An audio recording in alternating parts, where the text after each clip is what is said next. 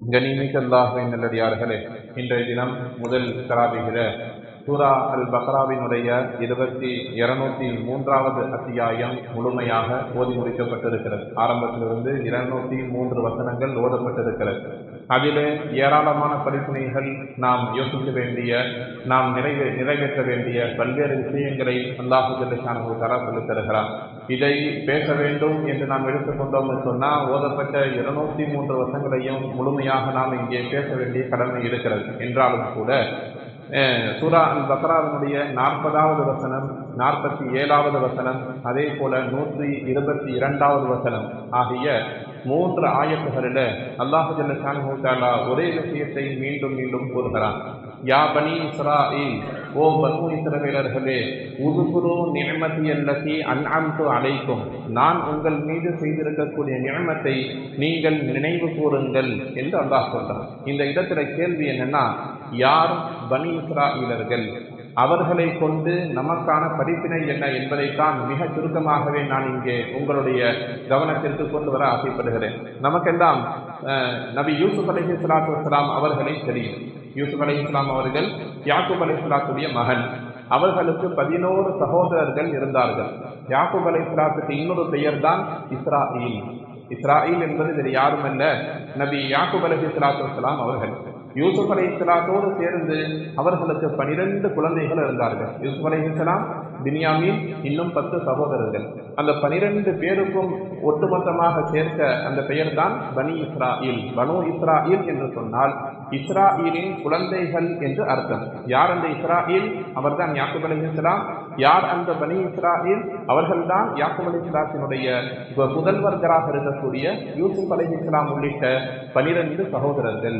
இந்த 12 சகோதரர்களிலிருந்து பிரிந்து வந்த அந்த பிரிவுகளில் ஒரு கூட்டத்தினர்கள் தான் யூதர்கள் என்று சொல்லப்படக்கூடிய கூட்டம். யூதர்களை பற்றி நாம் சொல்லி தெரிய வேண்டிய அவசியம் இல்லை. அல்லாஹ் குர்ஆன்ல என்ன சொல்றான்னா, உங்களுக்கு செய்திருக்கக்கூடிய நிஅமத்துக்களை நீங்கள் நினைத்து பாருங்கள் என்று அல்லாஹ் சொல்றான். இந்த உலகத்தில் அதிகமான நிஅமத்துக்களை கொடுக்கப்பட்டவர்கள் பனு இஸ்ரவேலர்களுடைய கூட்டத்தில் இருக்கக்கூடிய யூதர்கள். சூரா அல் மாஇதாவுடைய 20வது வசனத்தில் அந்த மூசா அலைஹிஸ்ஸலாம் தன்னுடைய கூட்டத்தை பார்த்து பேசக்கூடிய ஒரு விஷயத்தை அல்லாஹ் பதிவு செய்வார்கள். மூசா அலைஹிஸ்ஸலாம் வேறு யாரும் அல்ல, அவர்கள் யஹூதிகள், யூதர்களுக்கு நபியாக அனுப்பப்பட்டவர்கள். அந்த மூசா அலைஹிஸ்ஸலாம் தன்னுடைய கூட்டத்தை பார்த்து சொல்லுவார்கள், இது கால மூசா லிகௌமிஹி யா கௌமி உதுகுரு நிஅமதி அல்லதி அன்அம்து அலைக்கும், அல்லாஹ் ஜல்ல ஷானஹு தஆலா உங்களுக்கு செய்த நிஅமத்துக்களை நீங்கள் நினைத்து பாருங்கள்.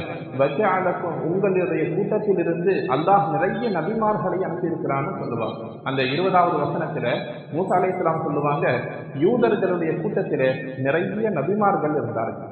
வஜஅலக்கும் முலூக, நிறைய அரசர்கள் இருந்தார்கள். இன்னொரு வசனத்தை கடைசியா அல்லாஹ் ஜல்ல ஷானஹு தஆலா சொல்லுவான், வ ஆதாக்கும் மாலம் யுதி அஹதும் மினல் ஆலமீன், இந்த துன்யாவில் உங்களுக்கு தந்திருக்கக்கூடிய ஒரு சில நிஅமத்துக்களை இதற்கு முன்னாடியும் பின்னாடியும் யாருக்கும் அல்லாஹ் தரவில்லை. அப்படிப்பட்ட நிஅமத்தை பெற்றவர்கள் யஹூதிகள், பனு இஸ்ரவேலர்களிலிருந்து உண்டான கூட்டத்தினர்கள். என்ன நிஅமத்தை அல்லாஹ் தந்தான் தெரியுமா? கடலை பிளந்து கொடுத்தான். அந்த நிஅமத்து உலகத்தில் யாருக்கும் கொடுக்கப்படவில்லை. பாறையிலிருந்து 12 ஊற்றுக்கள் பிரிந்து வந்தது, அது போன்ற நியமத்தை யாருக்கும் தரவில்லை. வானத்திலிருந்து உணவை இறக்கினான், மண்ணு கல்வாங்கிற பேர்ல, அது போன்ற நியமத்தை யாருக்கும் தரவில்லை. அதே போல ஒரு குகைக்குள்ளிருந்து பாறை 2ஆக வெடித்து உள்ளிருந்து கர்ப்பமான ஒட்டகம் வெளியே வந்தது, வந்தவுடன் குட்டியை ஈன்றது, இந்த மாதிரியான அருட்கொலைகள் எல்லாம் அந்த கூட்டத்தினர்களுக்கு மட்டும்தான் தரப்பட்டது, வேறு யாருக்கும் தரவில்லை. செய்தி என்னன்னு சொன்னா, இத்தனை நியமத்துக்களும் அவர்களுக்கு கொடுக்கப்பட்டாலும் கூட அந்த கூட்டத்தினர்கள் தான் இந்த உலகத்திலே நன்றி கெட்டவர்களாக வாழ்ந்தார்கள், பெரும் மோசடிக்காரர்களாக வாழ்ந்தார்கள். நபிமார்களை அதிகம் கொலை செய்தவர்கள் யார் தெரியுமா? இதே கூட்டத்தினர்கள், இதே யூதர்கள் தான் இந்த பனு இஸ்ராயீல்களோட கூட்டத்தினர் இருக்கக்கூடிய.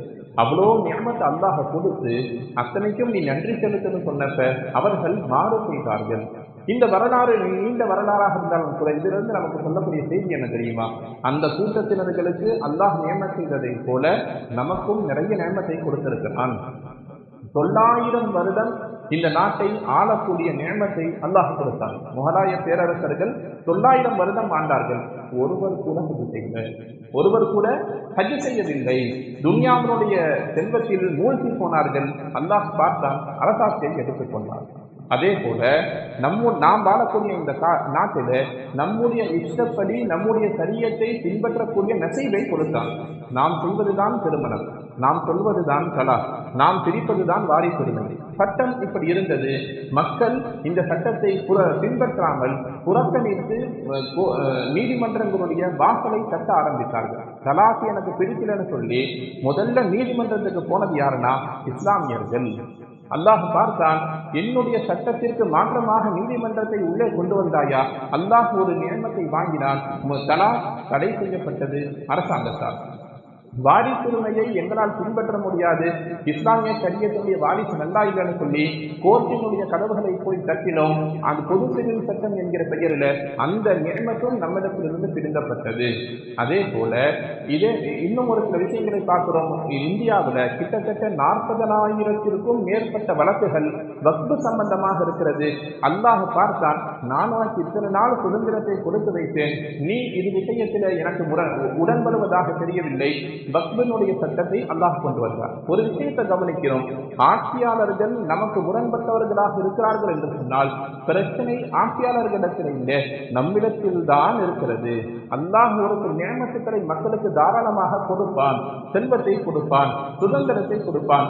யூதர்களுக்கு கொடுத்ததை போல நமக்கும் நிம்மதியாக கொடுத்திருந்தால் நாம் அந்த நியமத்தை சரியான முறையில் பயன்படுத்தாமல் அல்லாஹுக்கு நன்றி செலுத்தாமல் நாம் முரண்பட்டு நிற்கிறோம். அல்லாஹ் சட்டங்களின் பெயரால் நம்மை தொடர்ந்து நமக்கு நெருக்கடிகளை கொடுத்துக் கொண்டிருக்கிறான். ஒரு காலம் வரும், நாம் நினைத்துக் கொள்ளுங்கள், பள்ளிவாசலுக்கு நம்முடைய வருகை குறைகின்ற பொழுது ஒருவேளை ஒரு நாளில் இத்தனை மணி நேரங்கள் தான் பள்ளிவாசல் திறந்திருக்க வேண்டும் என்ற சட்டங்கள் பிற்காலத்தில் வந்தாலும் வரலாம்.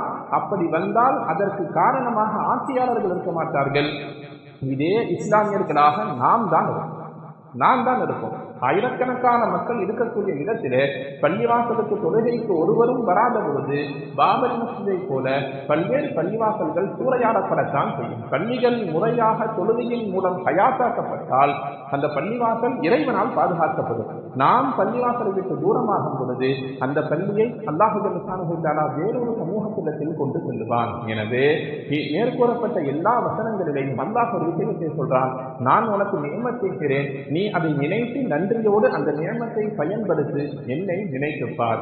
நீ என்னை மறந்தால் நானும் என்னை விட்டும் தூரப்படுத்தி விடுவேன் என்று இறைவன் அல்லாஹ் சுப்ஹானஹு வ தஆலா மேலே சொன்ன ஆயத்துக்கள் அது சார்ந்த வரலாறுகளின் மூலம் நமக்கு பாடமாக சொல்லித் தருகிறான். எல்லாம் வல்ல ரப்புல் ஆலமீன் அல்லாஹ் சுப்ஹானஹு வ தஆலா நியமத் என்று அருள்கொடை என்று எதையெல்லாம் நமக்கு சொல்லித் தந்திருக்கிறானோ, நமக்கு எதையெல்லாம் நசீபாக்கி இருக்கிறானோ அவற்றை பரிபூர்ணமாக பயன்படுத்தி இறைவனுக்கு நன்றியுள்ள நல்லடியார்களாக நம் அனைவரையும் ஆக்கி நல்ல ஒரு புரிவானாக வாக்குறுதி